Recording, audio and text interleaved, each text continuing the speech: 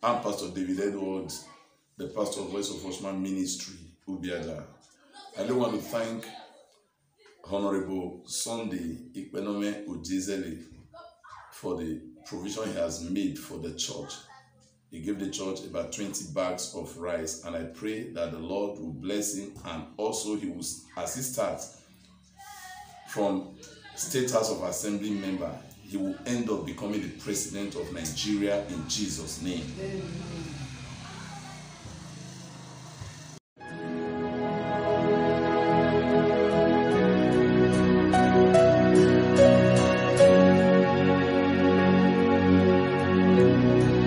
Your love is kind.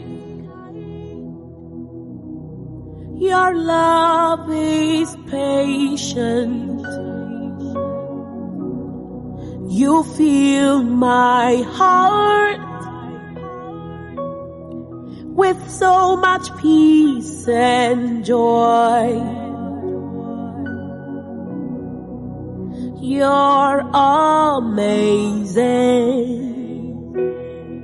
You make my life feel